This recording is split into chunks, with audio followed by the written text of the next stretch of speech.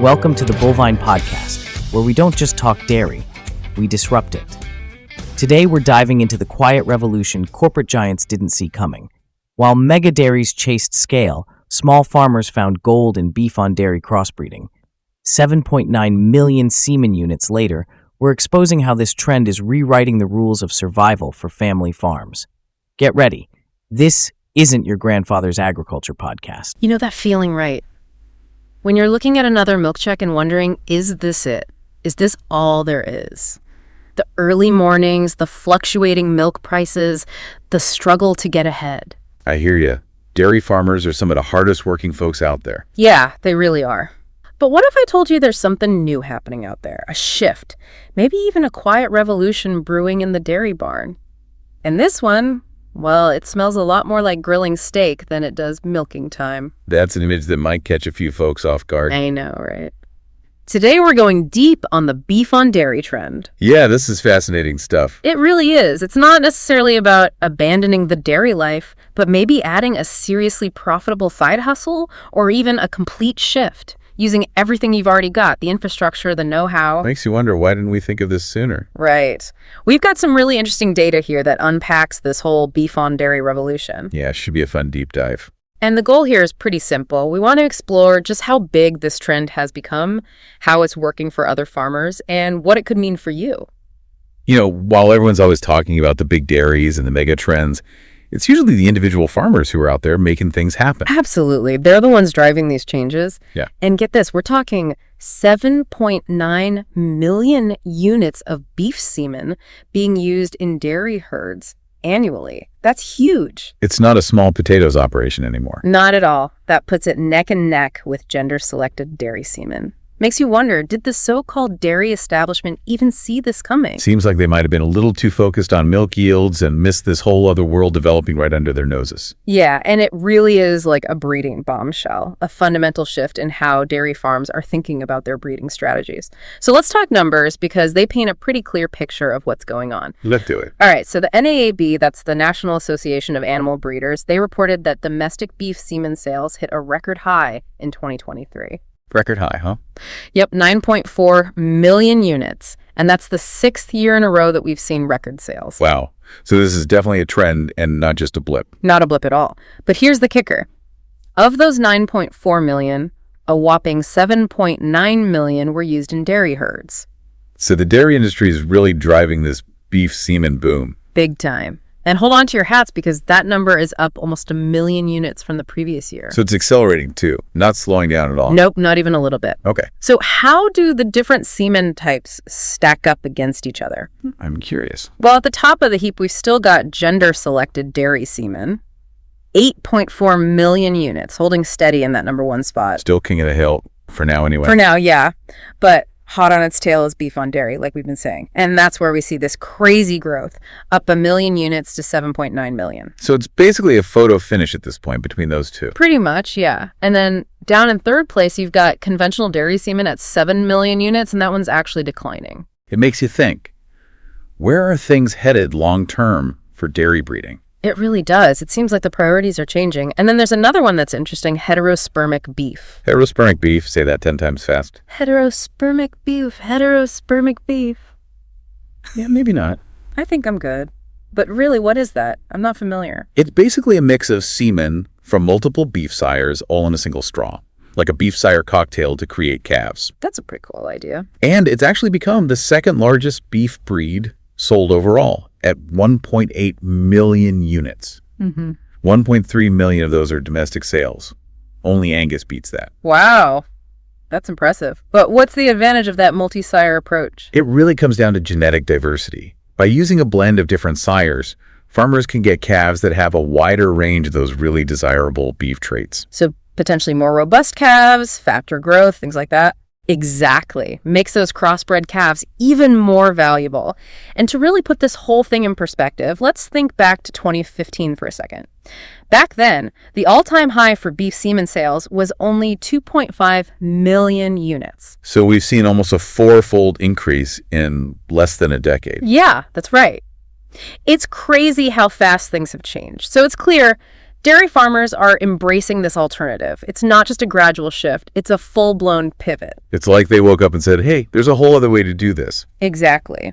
So we know the numbers, we see the trends, but what does this actually look like on the ground, on a real working farm? Let's talk about some real-world transitions and get into the nitty-gritty. Love it. Let's hear about some success stories. All right, so we came across this guy, Logan Edenfield. He grew up on a 50-cow dairy farm in Ohio, and they made the switch to beef production. And now he's using what he learned to help other farmers as a consultant with Equity Livestock. So he's lived through this firsthand. That's valuable. Oh, incredibly valuable. He knows what it takes to make this kind of change. And his advice for farmers thinking about exiting dairy is to really change their mindset when it comes to breeding. In what way? Well, he says instead of breeding for replacements, you need to breed for value. Breed every cow to an Angus bull. That was his family strategy, and it seems to be working out for a lot of folks. Angus, huh? I mean, they're known for those black-hided calves, right? Yeah. Those are the moneymakers. Yeah. Edenfield points out that those black-hided calves consistently bring in the top dollar. Plus, when you breed everything to beef, you're setting yourself up for a natural end to needing dairy replacements. So you're creating your own retirement timeline. Yeah, exactly. You've got a clear horizon in sight. But in the meantime, you're selling calves that are worth a lot more. It's smart. Makes sense. You're gradually winding down the dairy operation while maximizing your revenue along the way. And there's another piece to this. Edenfield's family learned a really important lesson about timing. He's a big advocate for selling those beef cross calves early, like 3 to 5 days old. Really? That young? Yep. It seems counterintuitive, right? But he says it's all about maximizing profit and minimizing input costs. So you're not putting in all the time, feed, and money to raise them. Exactly.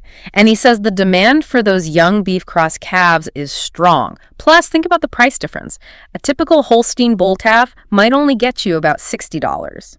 But those black beef cross calves, you could be looking at $100 to $300. Whoa, that's a big jump. Huge. And it's cash in hand when you need it most, especially if you're transitioning out of dairy and maybe feeling a little financially squeezed. It's a real game changer. It's giving a lot of dairy farmers a reason to take a second look at their breeding strategies. Absolutely. Okay, so we've seen how individual farms are making this work, but let's zoom out a bit and look at the big picture.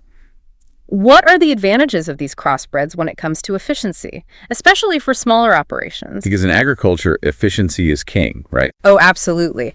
And this is where things get really interesting. There's research coming out of Texas Tech University showing that the average daily gain and the feed-to-gain ratio for beef-on-dairy crossbreds are not just better than purebred Holsteins, they're actually on par with conventional beef cattle. Now, that's surprising. So we're not sacrificing efficiency for this model. Nope, not at all. These animals are turning feed into meat just as efficiently as their beef counterparts, which is key for any livestock operation, big or small. And for those smaller farms, those efficiency gains can be a real lifesaver. We're talking about 20% faster finishing times compared to Holsteins. So less time to market, less feed used overall. That's huge, especially if you've got limited resources. Exactly. It's about doing more with less, which is something a lot of smaller farms are having to figure out these days. And here's another thing that might surprise you, the temperament of these beef-on-dairy calves. I wouldn't have thought about that. Well, since they're often raised in the dairy system, they tend to be pretty docile, easier to handle than your typical beef breeds. Really? That's a bonus I wouldn't have expected. Less stress for the farmer, too. Totally, especially if you're thinking about transitioning into beef production later in life. Or if you're already juggling an off-farm job. Right, yeah, it just makes things a little easier to manage. Okay, we've covered the individual stories and the efficiency piece. Now let's get down to brass tacks, the economics. Is it actually worth it to switch from dairy to beef on dairy? That's the question everyone wants answered. Show me the money. I like it. Let's break it down. On the dairy side, you've got constant facility upgrades, equipment maintenance, regulations to keep up with. You could easily be spending $500 to $1,500 per stall just to stay afloat. And that's before you even factor in the labor. Milking cows is a 7-day-a-week job. No days off. And for a 50-cow herd, you're looking at 40 to 60 hours a week, maybe even more. And while the milk trucks are coming in, the margins aren't always what you'd hope for. It's tough out there for dairy farmers. No doubt about it. So let's look at the other side of the coin. Beef on dairy. If you're smart about it and use your existing facilities, conversion costs can be really minimal. We're talking maybe $100 to $300 per head capacity. That's a big difference right here. Huge. And labor, forget 40 to 60 hours a week. You might be looking at 10 to 15 hours for a similar number of animals. Sounds like a dream come true. Right. Now, granted, the return on your investment is a little longer. It'll take 12 to 18 months to get finished cattle ready for market. That's something to consider for sure. You need to have a plan for that transition period. Absolutely. Good cash flow management is key. But here's the real kicker, the profit potential. In dairy, you're looking at maybe $1.50 to $2.50 per hundredweight of milk in today's world. But with beef on dairy, especially if you're direct marketing, we're talking $300 to $600 per head, possibly even more. Now that's what I'm talking about. Those are some serious margins. It's a whole different ballgame. And it's not just anecdotal either. Cornell Pro Dairy, they've been looking into this, and they're saying that converting those existing dairy facilities for beef often doesn't require a ton of money. So you're really working with what you've got. Yeah. Smart. And they're also saying that the labor reduction is a big draw for a lot of farmers. Less stress, more time with the family, maybe even a chance to get off the farm and do something else for a change. A little more work-life balance. Who wouldn't want that? Exactly. The University of Wisconsin Center for Dairy Profitability, they found similar things. They're talking about less stress, more flexibility in your schedule, and potentially even higher returns on your assets if you're doing smaller scale direct marketing with beef. It's definitely worth considering. It sounds like this could be a real win-win for a lot of farmers. It could be. Okay, so it's not just farmers and researchers who are seeing this trend. Let's talk about the boots on the ground folks, the extension specialists. Ryan Sterry, he's with UW Extension, and he's noticed way more interest in his beef production workshops, especially in areas that have always been dairy focused. People are really starting to pay attention. They are. And then you've got Scott Edenfield. He's with North Star Select Sires, and he's a beef producer himself. Okay, so he's got skin in the game. Interesting. He's seeing a lot of dairy farmers who are either going all in on beef or taking a more strategic approach, breeding their best cows with sexed semen for replacements, but then breeding their lower-end cows to beef bulls for those crossbred calves. Smart move. You're getting the best of both worlds that way. Absolutely. And Edenfield's another one who's big on genomic testing. He says it helps farmers figure out which heifers have the best genetics early on. Makes those breeding decisions a lot easier and more efficient. You know what you're working with right from the start. Okay, let's talk about a really important part of making this beef on dairy thing work. Cutting out the middleman. Direct marketing. That's where the real money is, right? It can be. Instead of selling your beef into the commodity market, you're selling direct to consumers. So you set your own prices, you build relationships with your customers. Exactly. And a lot of these former dairy farmers, especially those closer to cities, they're finding that they can sell whole or half animals directly to consumers at a much higher price than they'd get through traditional channels. So they're not just competing on price anymore. They're selling quality, they're selling the story of their farm, the connection to the land. It's a whole different way of doing business. And what's really cool is that family farmers are realizing they can actually make more money with fewer animals this way. It's not about quantity. It's about quality and connection. It's about bringing back the idea of the local butcher, the farmer's market. Exactly. But here's the thing. Location, location, location. It plays a huge role in how successful you can be with this model. Makes sense. You need to be where the customers are, and you need to have the infrastructure to support it. Right. The Northeast and the Mid-Atlantic, they're in a sweet spot right now. They've got the highest concentration of those smaller USDA-inspected processors, which are a must for direct consumer sales. Plus, they're near big cities with people who have money to spend and a growing interest in local food. So they're in a prime position to make this work. Absolutely. The upper Midwest, Wisconsin, Minnesota, Michigan, they've also got some advantages. Strong processing infrastructure and tons of experience in dairy farming. They've got the facilities and the know-how. That history of agriculture really gives them a leg up. It does. The West and the Plains states, they face some bigger challenges with processing. Not as many smaller USDA-inspected facilities out there. So it's important to do your research, see what's available in your area before jumping in head first. Absolutely. And down south, the premiums for direct marketed beef tend to be lower, although there are pockets where it's taking off, especially in the bigger cities. It's a mixed bag. So know your market. That's the key takeaway. 100%. But even with all that said, there's something else that's pretty exciting about beef on dairy, something that the big beef guys might have a tough time replicating: the quality of the meat. Oh, interesting. Tell me more. Well, Texas Tech University has been doing research, and they're finding that these hybrid cattle can actually produce more beef and better beef. And without hurting milk production. That's right.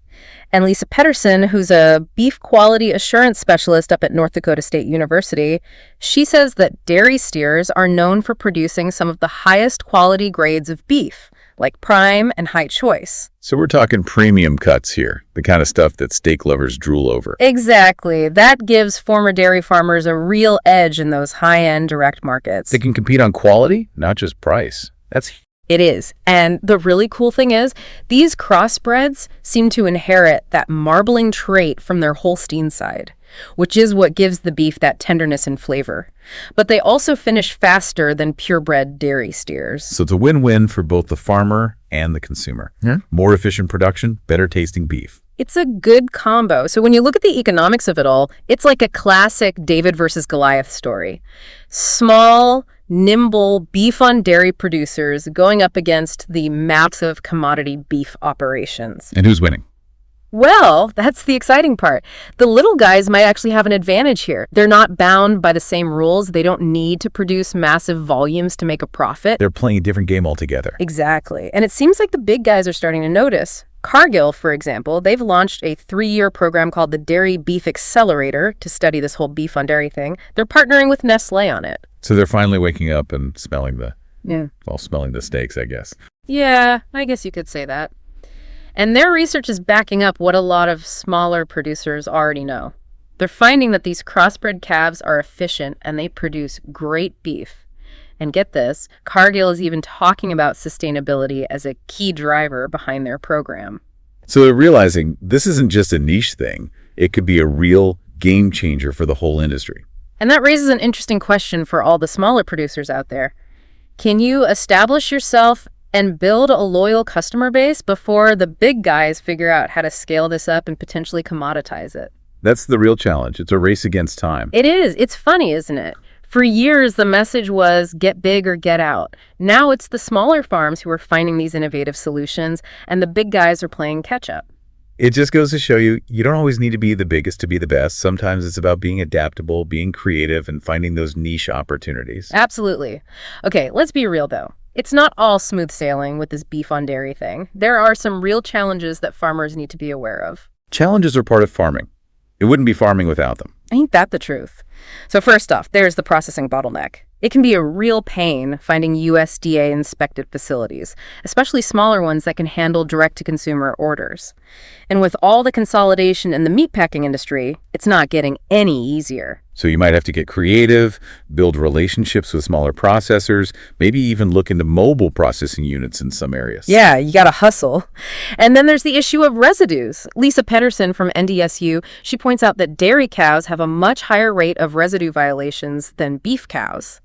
So if you're making the switch, you need to be extra careful about withdrawal times for any medications and keep meticulous records. No room for error there. Not at all. Then there's the worry about market saturation. If too many farmers jump on the beef on dairy bandwagon, the prices could start to drop. So you need to think about how to make your beef stand out, how to create a brand, a story that resonates with consumers. It's not just about selling beef. It's about selling an experience, a connection to the farm. Right. And don't forget, consumer tastes can change. People might be willing to pay a premium for local beef today, but will they tomorrow?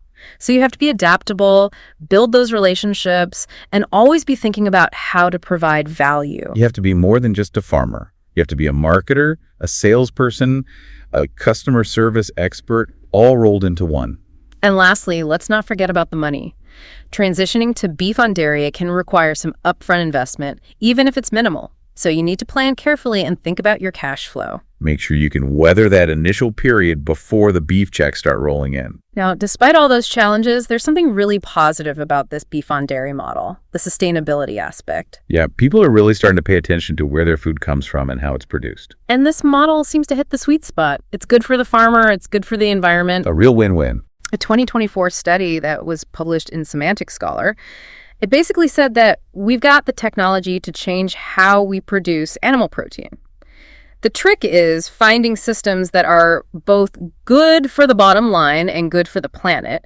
And beef on dairy, it seems to fit the bill. So it's not just about economics, it's about doing things the right way. Right. And that's a powerful message that you can share with your customers. They want to know that their food is coming from a good place. It's about transparency, it's about values. So what's the takeaway for dairy farmers? This beef on dairy revolution is happening. Are you going to be a part of it? The train's leaving the station. Are you going to get on board? I like that. And look, I'm not saying everyone needs to switch to beef on dairy tomorrow, but it's worth exploring, doing your research, and seeing if it's the right fit for you, because that window of opportunity, it might not be open forever. So if you're intrigued, what can you do? Where can you start? Great question. First things first, talk to your local extension office. They're a gold mine of information, and they often have workshops specifically for dairy farmers who are interested in beef production. Second, find out what your processing options are.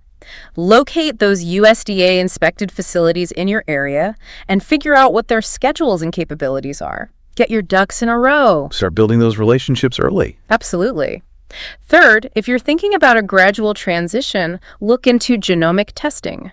It can help you identify which cows to breed for beef and which to keep for dairy. Work smarter, not harder. Exactly.